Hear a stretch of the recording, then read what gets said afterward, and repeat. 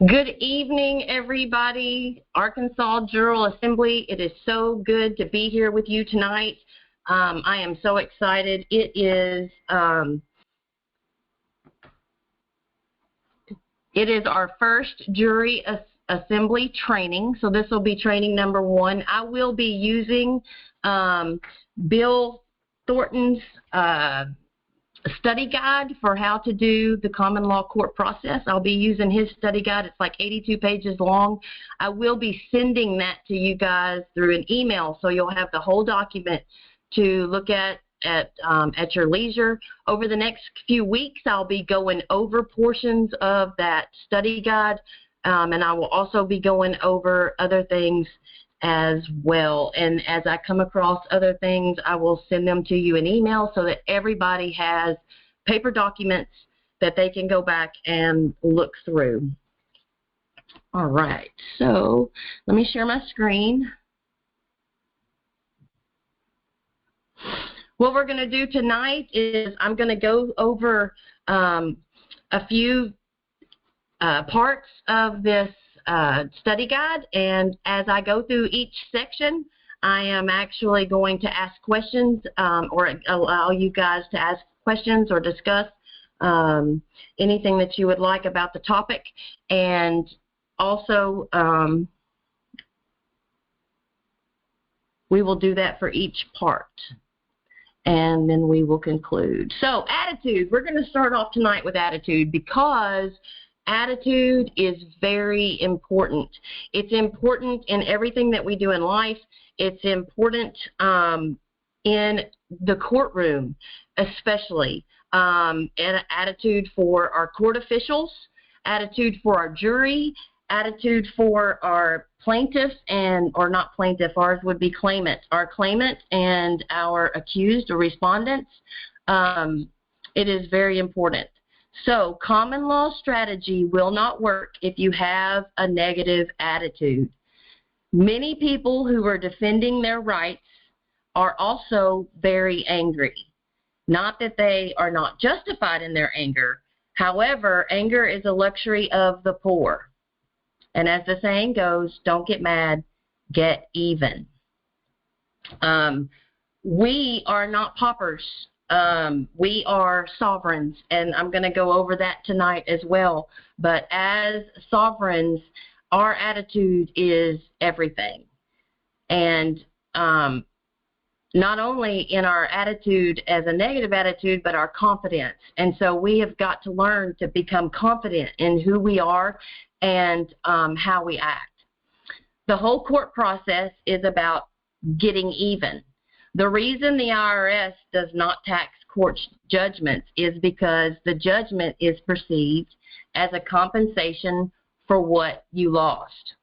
For example, if you were falsely incarcerated, that time in jail has a monetary value. The monetary judgment you receive is a monetary replacement for your injury, namely for the right that you lost.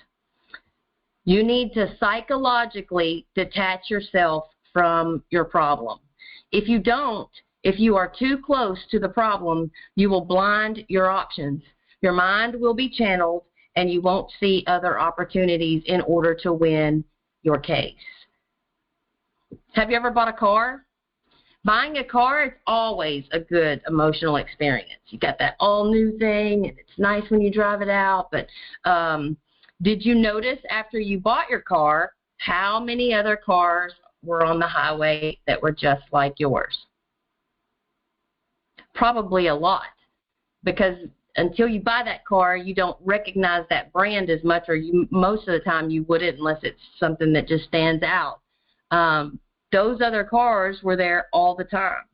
But unless your mind was focused by your purchase, you were not sensitive to their presence. So it is with law and strong emotions. If you are full of anger or always extremely happy, your mind will be focused upon the stimulus, and you will not be sensitive to other factors. The angrier you are, the more opportunities you will miss. You must pretend that your problem is someone else's problem. You must have a neutral mindset as you work on your case, or you must have a neutral mindset as you work through someone's case as a juror. As your brain gets filled with legal research, you will find it easier to cross-connect different factors if your emotions are low-key. Remember this, regardless of your emotional status, the facts are the same. Anger destroys your capacity to think objectively. Anger is a habit that can be retrained. It takes about 5 years to completely change the anger habit. I did it, and you can too. This was not me. This is Billy Thornton. This is his packet, so it's him saying that he had an anger habit and he changed it. Anger is a no-no, so get it out of your system. View your case neutrally, as if you were an attorney representing someone else. Then and only then will your papers start looking more professionally written. See this example of a paper written with a neutral attitude. And I actually don't have that example. When you're not working on your case, your general attitude toward life should be wither, be neutral, or happy. Brain research at University of California in Irvine proved that when a person is unhappy or angry, the body produces biochemicals that stimulate your body to fight.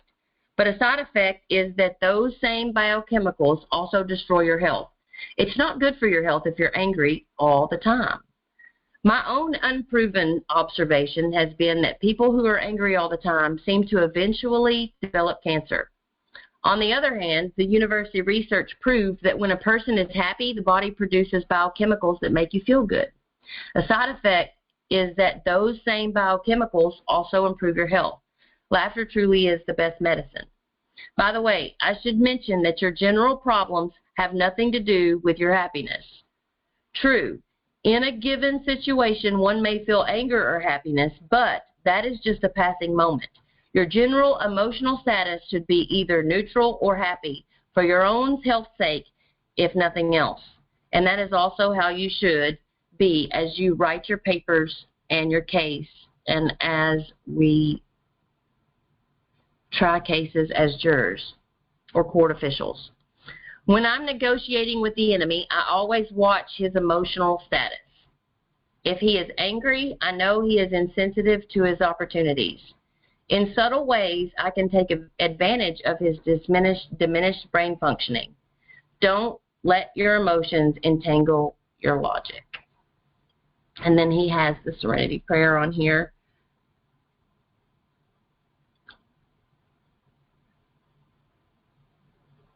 I'm actually skipping language and dictionaries. I will email these, and you guys can actually read over some of these. There's only some of them that I'm going to hit. Some of them you can read yourself. But basically, this part is how we speak 3 different languages. We speak slang, formal English, and then legal English.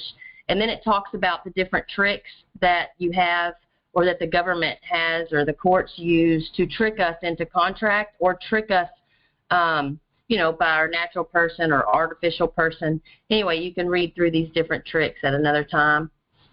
I'm going to actually move on to honor and dishonor. Honor and dishonor. This is the most important aspect of the law. Oh, no, hang on. I'm sorry. Let me pause this and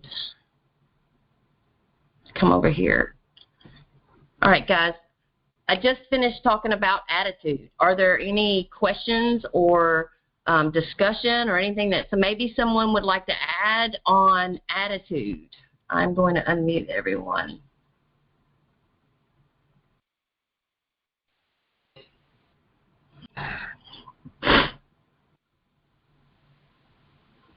Any questions? Anyone have any questions or discussion?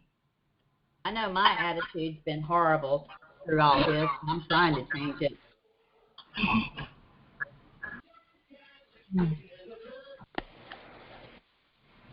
It takes time, and I know, and when you've been harmed or hurt or injured by someone, it's really hard to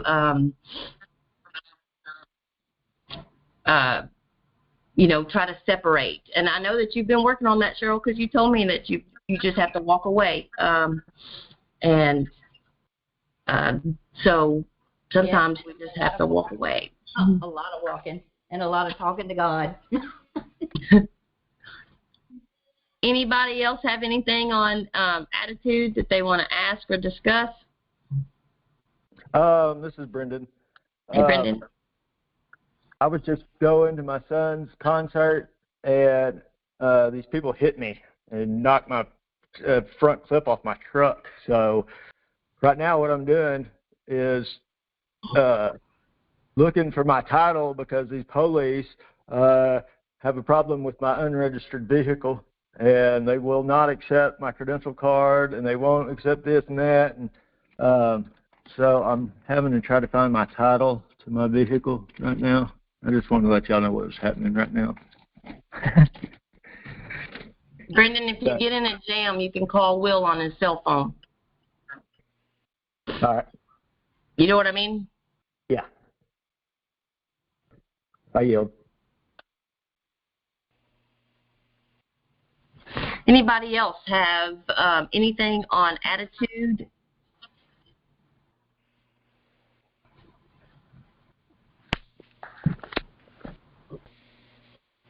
All right. If no one does, I'm going to move forward to honor and dishonor.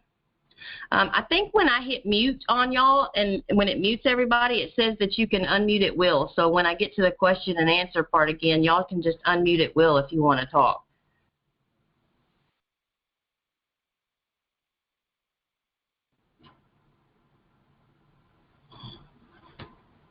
All right, honor and dishonor. The most important aspect of the law is honor and dishonor. In law, honor or dishonor is a process. It is what is done in response to a presentment. Throughout the entire process, you must be in honor. This applies to everything you do in the legal process.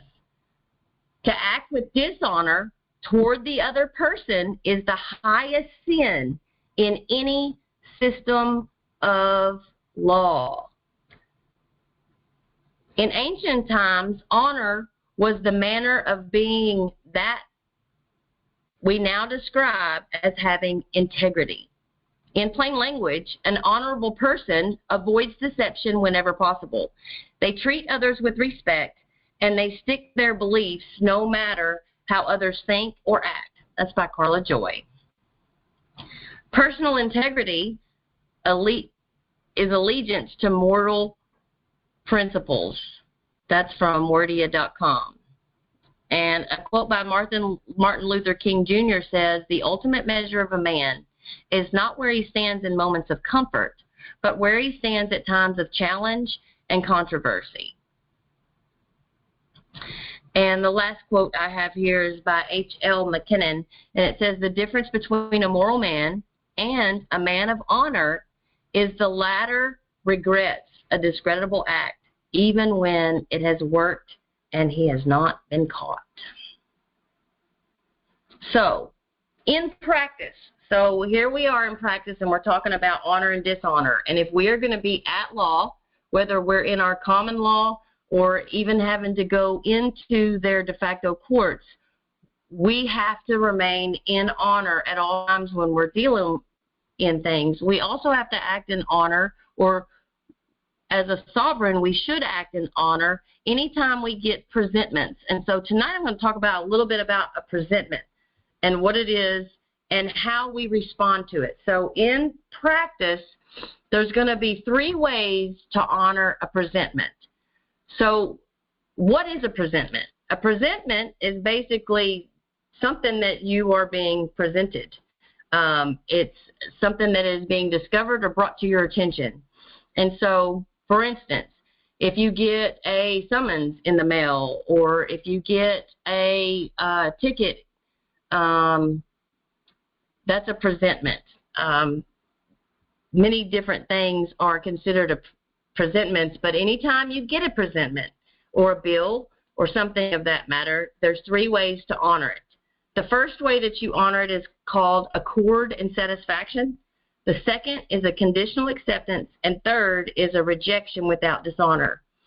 Now, there are 2 ways that you can dishonor a presentment, and we don't ever want to be in dishonor. We want to learn how to be in honor at all times, because honor is our integrity.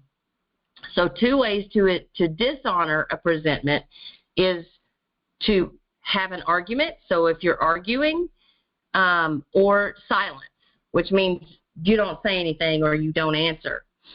In practice, so here's some examples. So in practice, once after party AB, so we have AB here, he makes a presentment to party CD. And so when CD receives that presentment, he's going to do one of the following. If he is acting in honor, he's going to accord and satisfaction. So how do we do this? Well, CD gets the presentment, and he's going to honor that presentment by accepting it without recourse. And then he's going to satisfy whatever is demanded in the presentment. So, for example, let's say that AB, he comes and he presents a bill for putting in a septic tank. And CD says, okay, great. That bill looks good, and he pays the bill. That is when you have accord and satisfaction. That's when someone brings you something, you're good with it, you consent to it, you pay the bill, you move forward. The second way that you honor a presentment is called conditional acceptance. So CD, let's say he gets a presentment. He honors that presentment by accepting the presentment, but he's going to have conditions that go along with that acceptance. Effectively, that is a counteroffer. So you get a counteroffer from CD, and he's going to bring that counteroffer to AB, who was the one that brought the presentment in the first place. So AB, once he then gets the counteroffer, would then accept it as a new presentment from CD.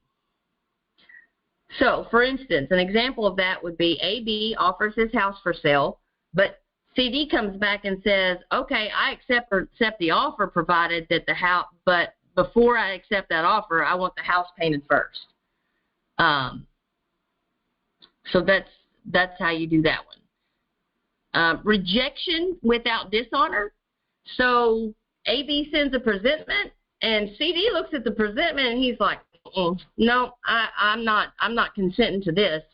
So CD rejects the presentment because it is defective. An example would be AB. So AB presents a bill for services. CD returns the bill because there is an error. Perhaps the price is wrong or something else, but CD then says, I will accept the bill once the error is corrected. Another way that, another example of rejection without dishonor is if you get a speeding ticket.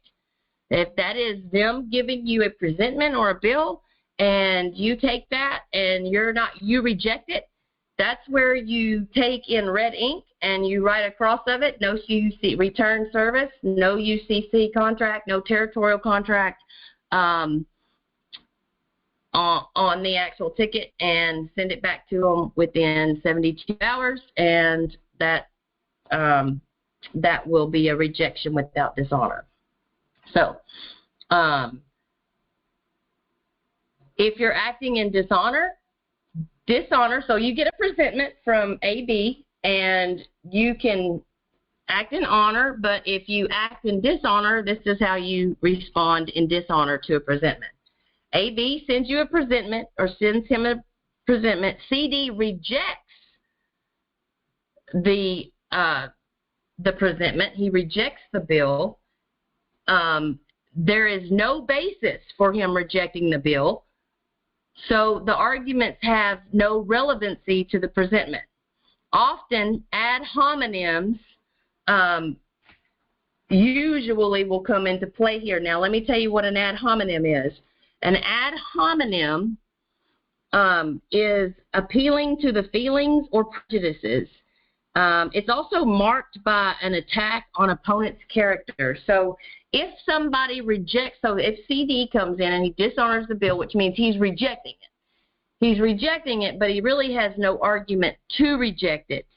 But since he has no way or reason to object, so then they'll usually either lash out by prejudices or feelings or an attack on opponent's character. So, you know, they might start talking bad about you or making attacks upon you as an opponent. Not only that, they can also, it could also be if they're retaliating and making, coming after you in some way. If that accompanies the rejections, that would be argument. And then silence. Silence is if AB gives a presentment and CD simply does not respond to the presentment but remains silent. The presentment is thus dishonored. So as we're doing our notices, these are our notices and how we do our notices. So here's hang on, let me give you the procedure real quick. So the procedure for that the way that he has it stated here is AB makes a presentment to CD. If CD honors the presentment, then AB acts accordingly. So long as each party honors the other's presentment, the process can be moved forward then at that point to a resolution. So that's our ultimate goal, is always to get to a place of resolution in a honorable way. But sometimes we don't get there. But, so let's say AB makes a presentment, but if CD dishonors AB's presentment, then AB grants grace and repeats the presentment. So the first notice is 30 days. Our notice times are different than this. Then the second notice is 10 days, and then the third notice is 10 days.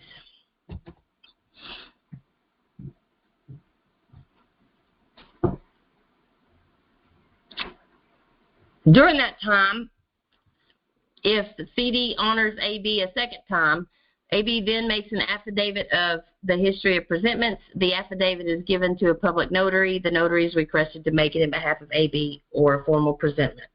I'm actually going to skip this part right here, guys, because their administration process is a little different than ours on this. So I'm actually going to pull ours up. So basically, we're still talking about our notices and the presentment of that and how to be an honor. So your first letter, hang on, let me pull this up.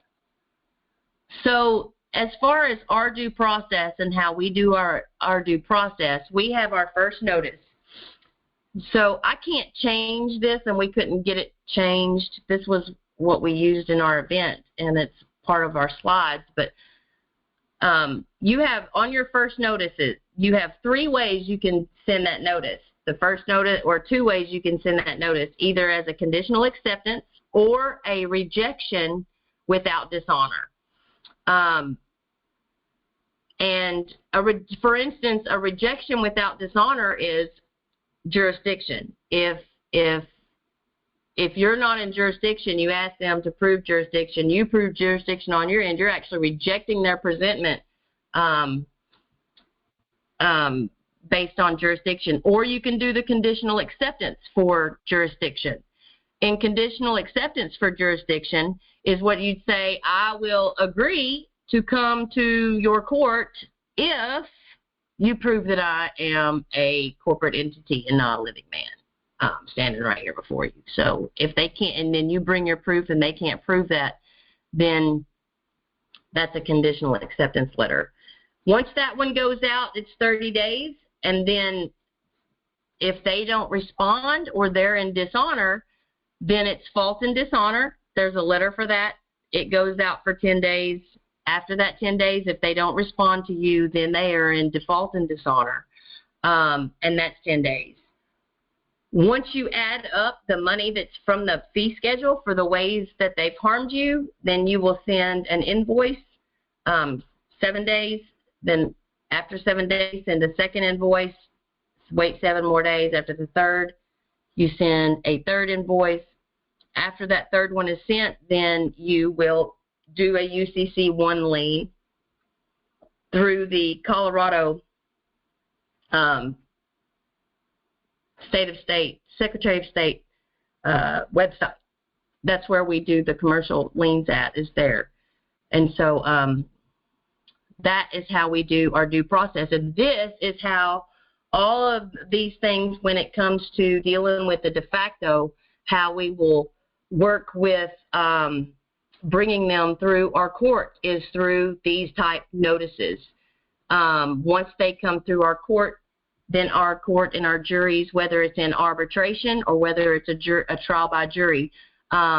Arbitration is a justice and 3 jury members, and your goal is to get resolution. You can go that route. And if you don't get resolution in that route, then you can do a trial by jury. There will be times during these notices that we go straight into a trial by jury.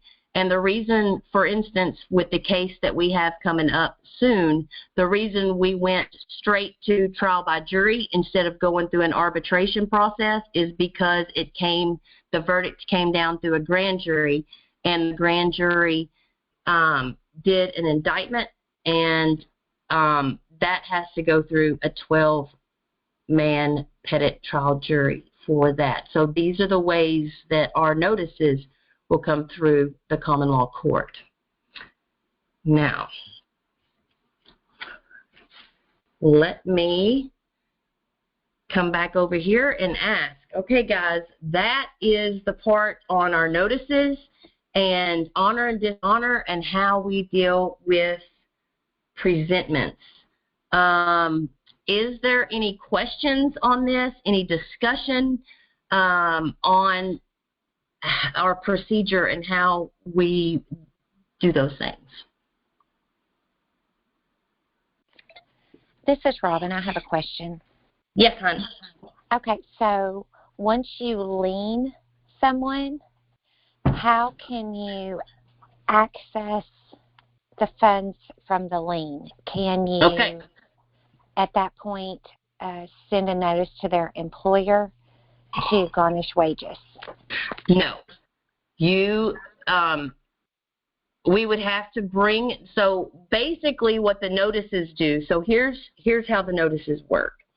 Once the notices is our access to get them into our courts, okay? Because the main thing is basically what they've done is they have made themselves plaintiff and authority over you, have harmed you, have not recognized that you are a living soul and not a corporation. And so we challenge jurisdiction and we go through the notice process. And if they become, now if you go through the notice process and you send them a presentment, they come back and they prove jurisdiction, then you've got solution. You know what I mean? They prove jurisdiction. You're not in their jurisdiction. You move out into our courts, no problem, right? Especially if they've harmed someone or damaged or stolen someone's property, it definitely would move into our court. If it's something where you haven't done that, then it would just be case dismissed. That's honoring. But if they do not honor the notices, then that is our way to bring them into our courts. The reason we do a lien, so the reason we invoice lien is because that lien is actually going to hinder them from making any purchases, buying a car, selling a house, any major purchases where they have to get a loan.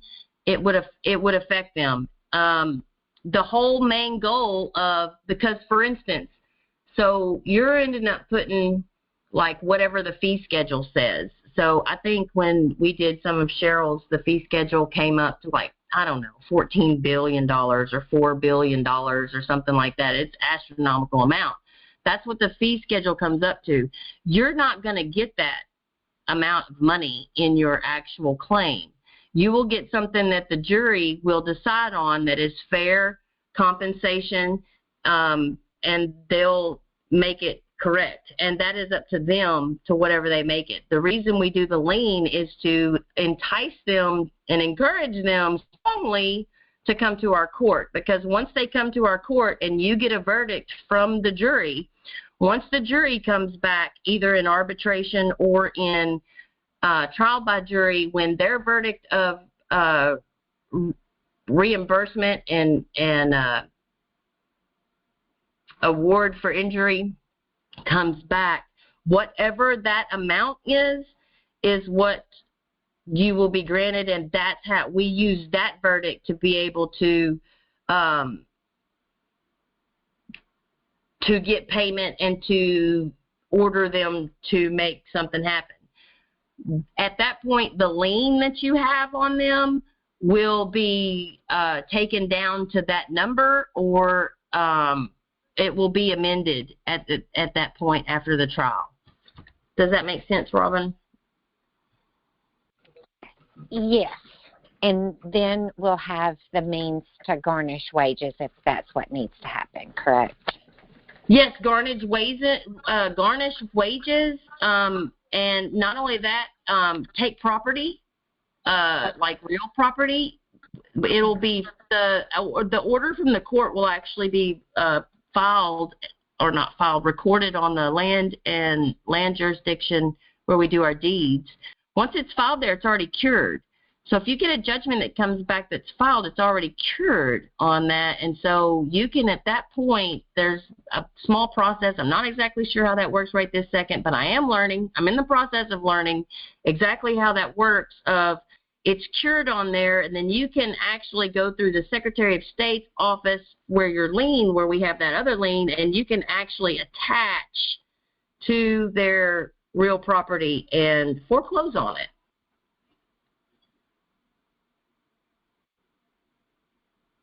So I'm learning on how to do that part of where you can just take their property away. I know that as far as what Anna says, we fill out, once we've done this too, we fill out the criminal incident report that we have that's part of our courts that actually goes to the Federation, and that dollar amount will come through. She's saying that once they have access to do that, they can pull it right off their straw man.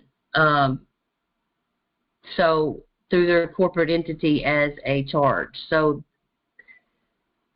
that's kind of the whole how do we make this stick is kind of where we're at of trying to figure this out. That's where that would stick.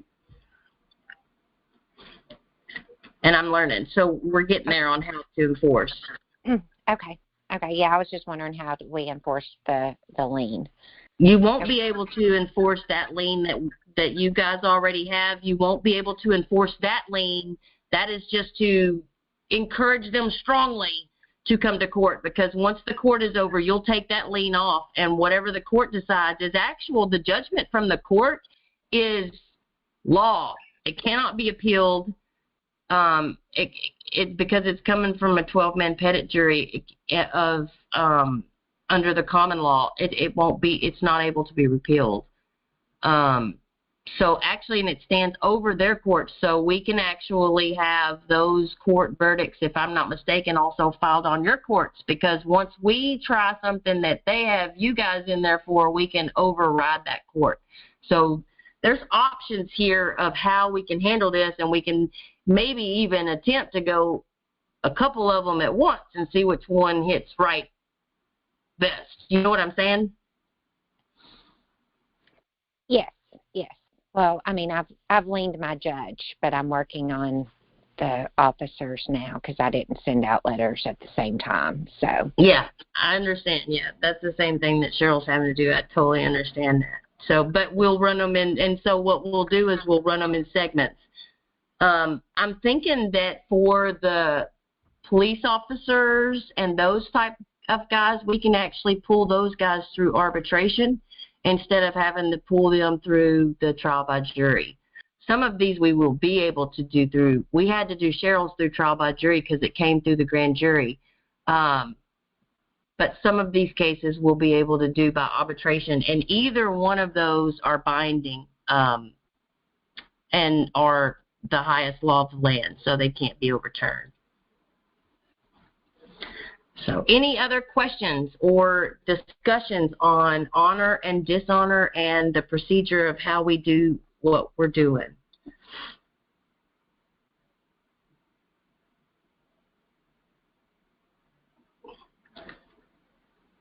All right. Well, we are going to continue to move forward, and let me pull my stuff back up. Common Law Study Guide.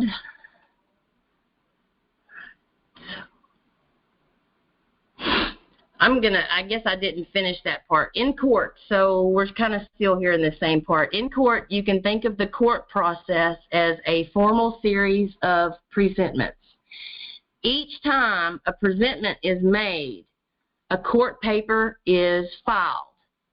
The responding party has an opportunity to either honor or dishonor that presentment. The response, whether honorable or dishonorable, in turn becomes a presentment. Your objective is to never dishonor the other party's presentment. If the other party persists in argument or silence, you can stay in honor by refusing his argument for cause, stating the cause, and giving him an opportunity to cure the defects.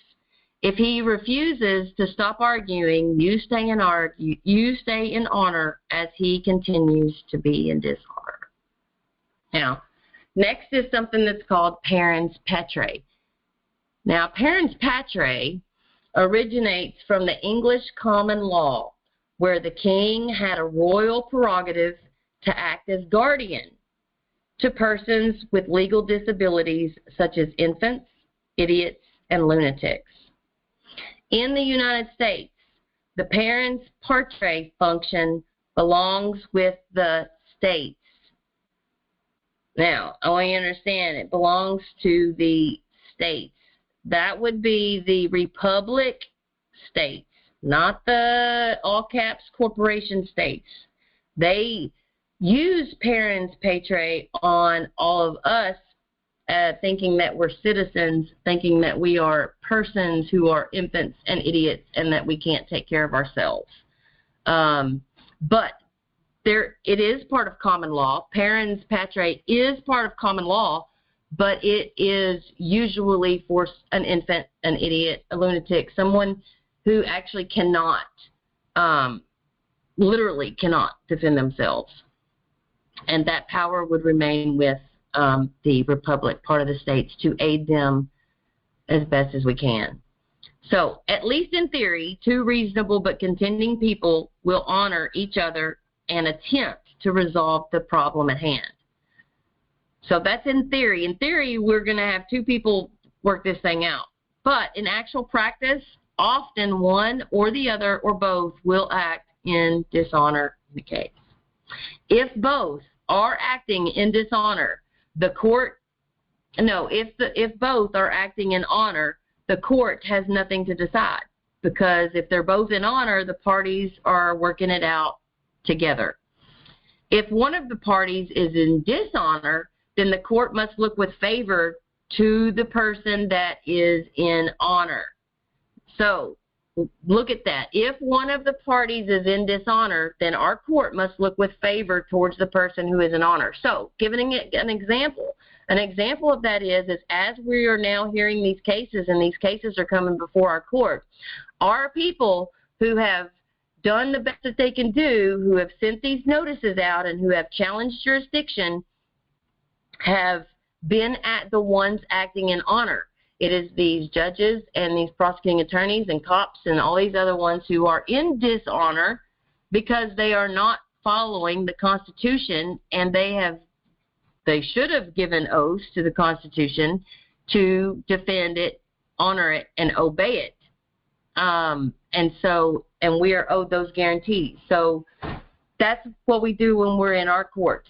we have to look at the favor of the person who is in honor. If both parties are acting in dishonor, then that is when we bring forth the doctrine of parens patriae. That's when it becomes effective in our common law court. So if you've got one person in honor and one person in dishonor, then that is okay. But if both parties are in dishonor and aren't acting right, then the court actually, our common law court steps in and start the jury, because the jury is the one. So in a court, just so you know, what we've been taught is that when you walk into a courtroom, the judge is the king and he does what he wants on his throne, and that is just not true. The judge is just he's actually just a mediator. He just is, keeping everything in line. The power of the court is the jury, because the jury are the sovereigns, and all decisions come from the jury. Everything, all decisions come from the jury. So they are our sovereigns. They are the power of the court. So if both parties are acting in dishonor, then the jury, the power of the court, becomes the parens patriae, and that becomes effective. Now, at that point, the judge may actually have to act in parens patriae to work with them, but the jury is the ones that makes the decisions. All right. So,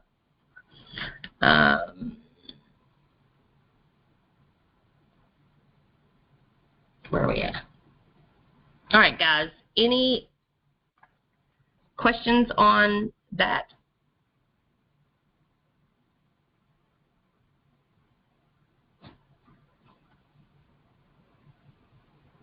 If not, I will keep moving forward, and we are almost, whoa, hang on, wrong one.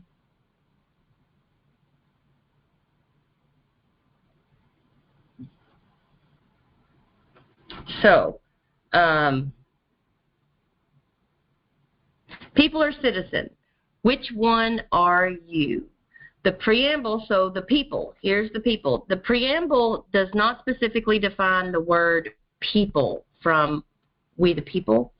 Nevertheless, the definition becomes apparent in the context of the other words and prior history. So I'm going to take a minute. We're going to go through the history and just for a second talk about the Constitution and people and citizen. Before the United States existed, there was no legal government. A group of representatives acting in the name and by the authority of the good people of these colonies declared the independence of the colonies from the British Crown and the state of Great Britain. When we did that, that was the Declaration of Independence. That is actually what we as American people are under. We are under the Declaration of Independence. We do not fall under the Constitution. Citizens of the United States, they fall under the Constitution. We are owed guarantees of the Constitution, but we are not under it. We are the creators of it. From the beginning, in the 1776 Declaration of Independence, the people were acknowledged as the source of authority. They were the sovereigns, the sovereignty, which authorized the Declaration of Independence. Next came the 1778 Articles of Confederation. The states that existed by the authority of the people created those articles while Congress was assembled. That didn't work as well as expected, though. And in 1787, the people themselves came forth to ordain and establish the Constitution for the United States of America. That was our first Constitution, the Constitution for the United States of America. On September 17, 1787, the states held a convention, and all those present unanimously joined in. So in 1787, a unanimous concurrence was achieved, and the Constitution was born, later to be ratified. So here's the preamble of the Constitution and what it says. It says, "We, the people of the United States, in order to form a more perfect union, establish justice, ensure domestic tranquility, provide for the common defense, promote the general welfare, and secure the blessings for liberty to ourselves and our posterity. We do ordain and establish this Constitution for the United States of America.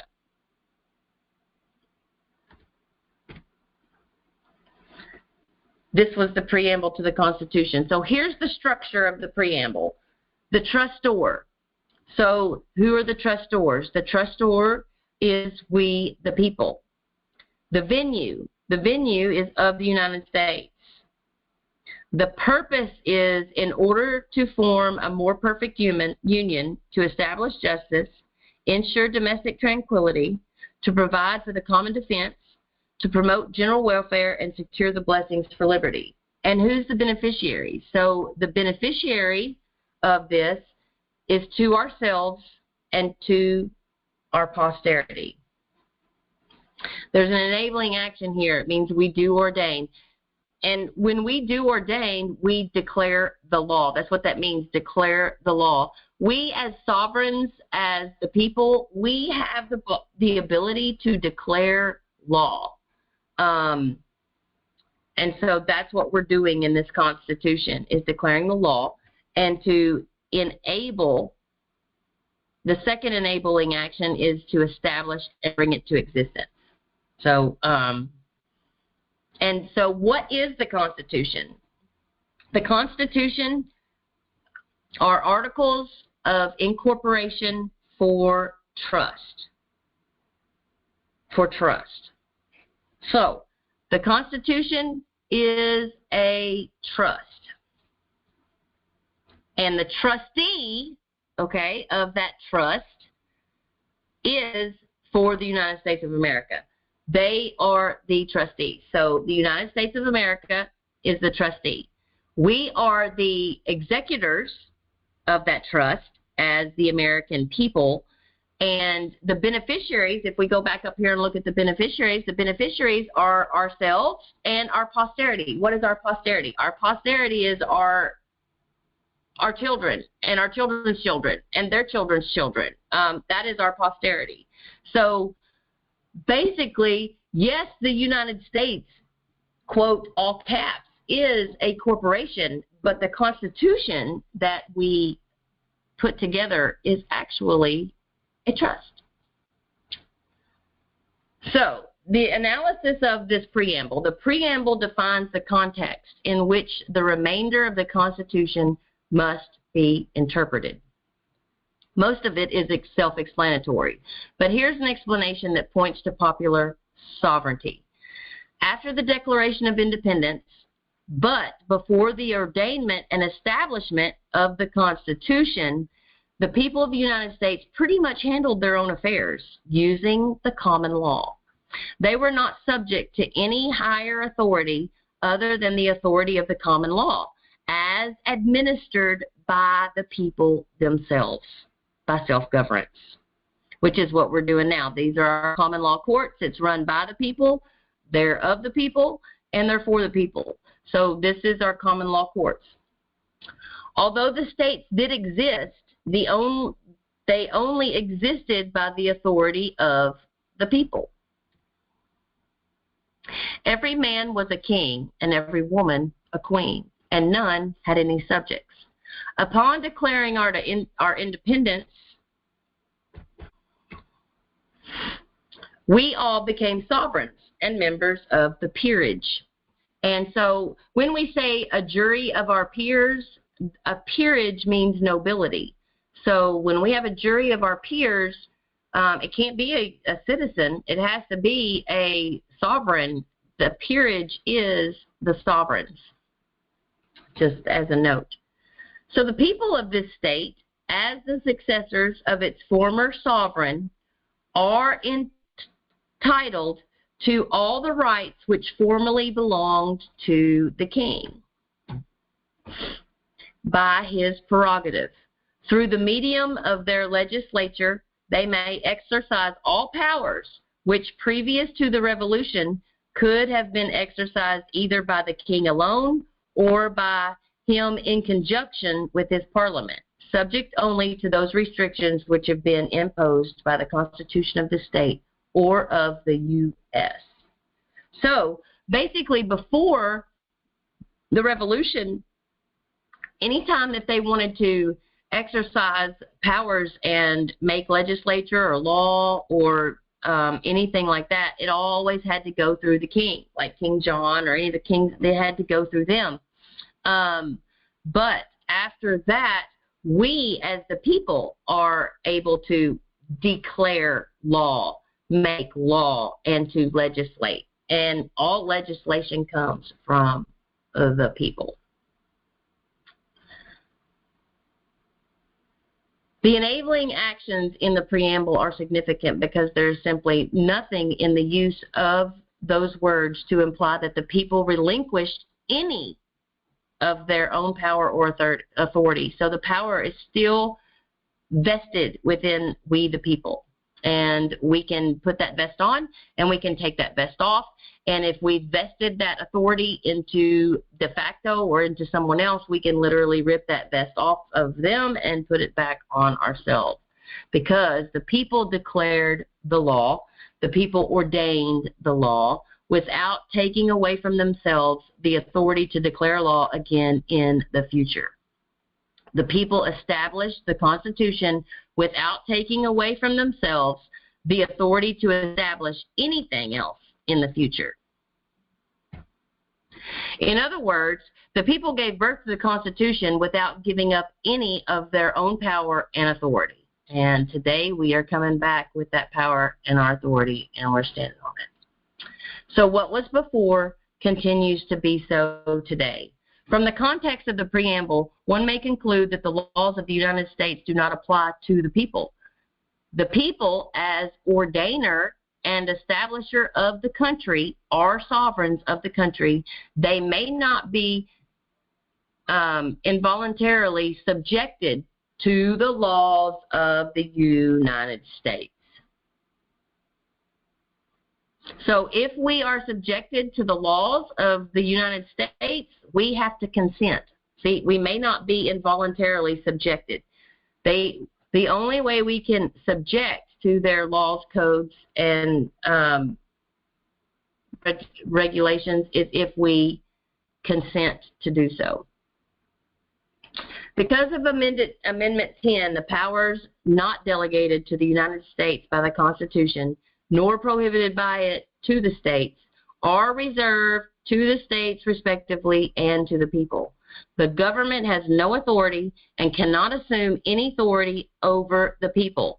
Government powers may not reach beyond that which is constitutionally granted. In order for the government to subject people to its law, it is necessary for the people to relinquish their sovereignty. Sovereignty is a natural right, which cannot lawfully be relinquished involuntarily. Any removal of sovereignty must be accomplished voluntarily by the subject himself. The definition of citizen of the United States in the history. Let me see where I'm at on time. We'll go a couple more minutes. Before ratification of the Amendment 14, there was no legal definition of the term citizen of the United States. The term was used, but only generally. After the Civil War, the slaves were freed, but there was no legal basis to recognize them as having any rights. Amendment 14 particularly solved that problem. Free the slaves! Free the slaves! That was the rallying cry combined with the Civil War that resulted in Amendment 14. Amendment 14 created a new class of person called the citizen of the United States. Any ex-slave could now claim citizenship, and, by the way, so could any of the people if they so chose to do. Amendment 14 made possible the voluntary relinquishment of a person's sovereignty. It was also during the mid-1800s that the various governments took control of the school system. The curriculum shifted from civics, the study of natural rights and common law, to American government, this study of civil privileges and statutory law. Emphasis was also refocused on good citizenship. To be blunt, the people's perception The civil privileges were called civil rights. The transition from teaching natural rights to teaching civil rights took about 100 years, from 1850 to 1950s. During the 1950s, the school system changed the courses' names from civics to American government. Hardly anyone now is aware of the subject of civics as a school course, and that is so true as far as civics being a school course, because my son, when he was in 9th grade, he took civics in high school, but my daughter was 4 years behind my son, and my son, his school class was the last year that had civics in 9th grade. After that year of him in 9th grade, they took civics out for the whole country, and so there you don't actually get a civics class in high school anymore.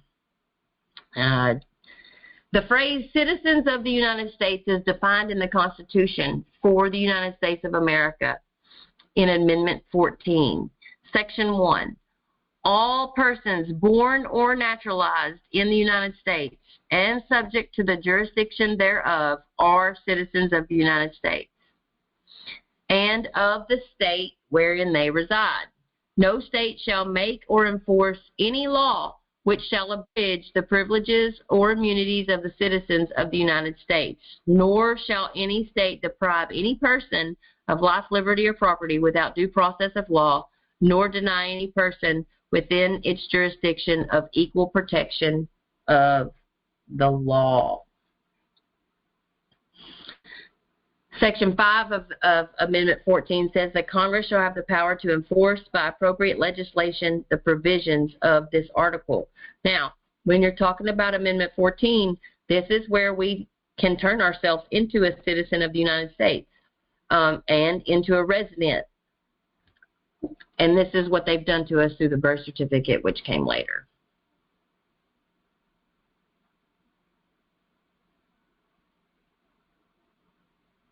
All right, so structure of Amendment 14. Who? All persons. Qualification. All persons who are born or naturalized in the United States and subject to the jurisdiction thereof. So what's the purpose? So the jurisdiction. Jurisdiction for the United States is C jurisdiction under the corporation. So that's the jurisdiction if you are a 14 Amendment 14 citizen. You're under that jurisdiction.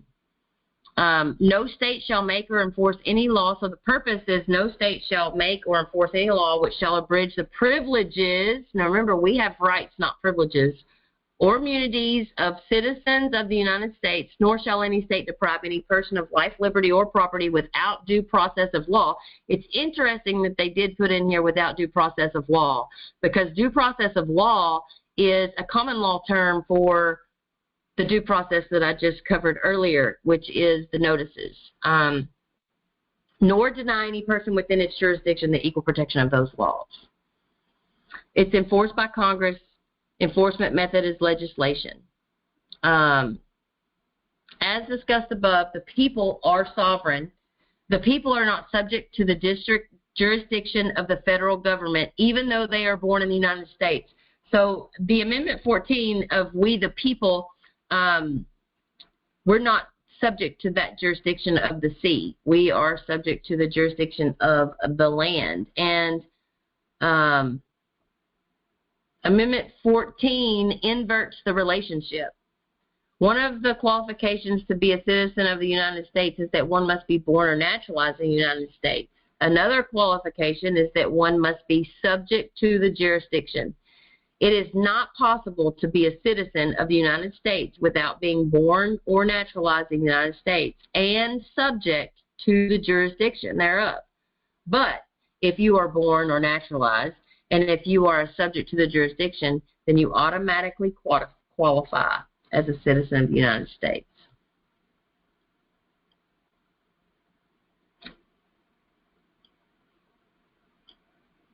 All right, so I am actually going to stop here for tonight because this can go on and on, but basically, as a citizen, we, as a 14th Amendment citizen, that is the citizens with the birth certificate, we are the people, and we are sovereigns. So as a sovereign, I want to read this real quick, though. As a sovereign, you are a king, and you are entitled to all the rights which formerly belonged to the king by his prerogatives. You can do what you want to do and when you want to do it. You have your own property, your own courts.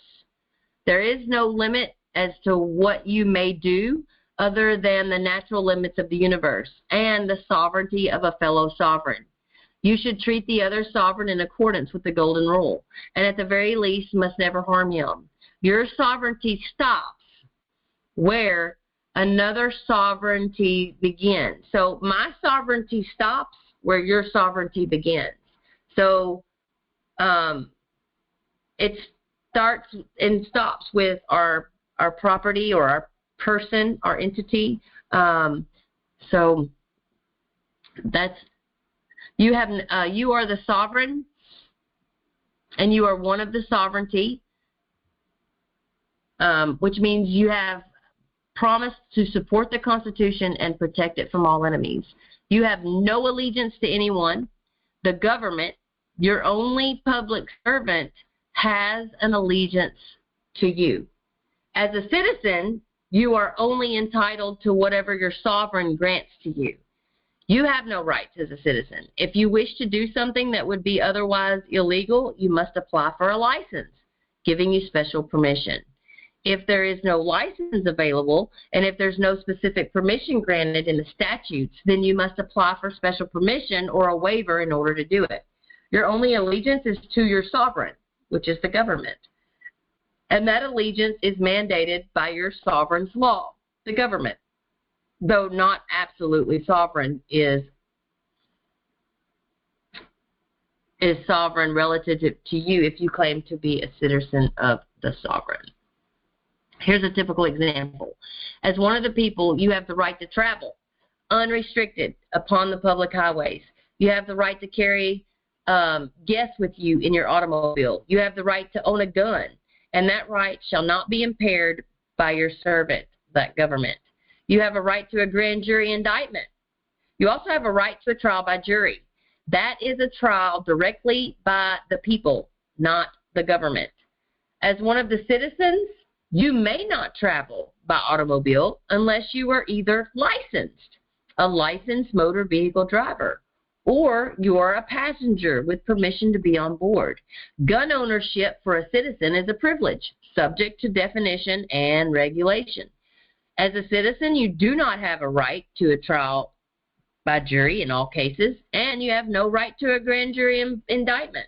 And a trial to a citizen is a trial by the government, not the people. As one of the people of the United States, as contemplated by the U.S. Constitution preamble, are you one of those people, or are you one of the citizens of the United States? Your answer in that affects the rights that you have. Now, I do know that all of you guys are American state nationals, so we are all we the people, but this is a pretty good example, because if you are one of the people of the United States, then all 10 amendments of the Bill of Rights are available to you. You have what's called natural rights. But if you are a citizen of the United States, then you have what's called civil rights, properly called the civil privileges in the Senate document 108-17, page 1006 and 1007. Now, so here's the amendments that the United States citizens have. They have freedom of religion, they have freedom of speech, they have press, freedom of assembly, freedom to petition. They have the right to keep and bear arms, to search and seizure, double jeopardy, self-incrimination, just compensation. Protection on those things has been diluted as far as a speedy trial, a public trial, a jury trial, notice of charges, confrontation, compulsory process, and counsel. these things are there for them, but it says here that the protection has been diluted. I know many of you haven't had speedy trials or public trial or jury trial. And then number 8 on here is cruel and unusual punishment. So this is the amendments that are available to them, but just know, like right to keep and bear arms. Yes, you may have a right to keep and bear arms, but it's actually a privilege for you now, because the only way you can carry arms, like it said earlier, is if you have a license or a permit or a, something of that nature. Now, amendments that are not available to U.S. citizens. So here, out of the Bill of Rights and the amendments in the Constitution, these are not available to U.S. citizens. These amendments that I'm fixing to discuss now are only available to the American state, national, and the sovereigns, and that is quartering troops in homes, grand jury indictment, jury trial in civil cases, and bail mostly. Usually you're going to have excessive fines under equal protection. But those jury trials, grand jury indictments, quartering troops in home, and bail, these are for us. And actually, when we're talking about bail, in common law, bail is not in common law at all. Bail came through the Roman civil system, and just think of it. Baal. Think of the false gods. Baal. This is another one of their black robe priest schemes that came through the Roman civil law and their ritualistic worship of things. Anyway, but bail, it's not part of the common law as far as bail is concerned. That ends the stuff on the sovereignty of the people for now, and the difference between a citizen and a sovereign. I am going to come back over here, and this is where we are going to end for today. Is there any questions, discussion, comments on any part of that?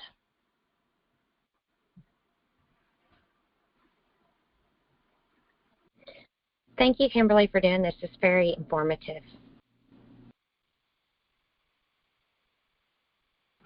You are very welcome, and I want to also preface where I'm getting this from I can't find anybody hardly that's doing stuff online that's teaching us actually how to build these courts to the best of our ability, and it's the VSOF. I had sent a playlist out. I've sent 2 playlists out.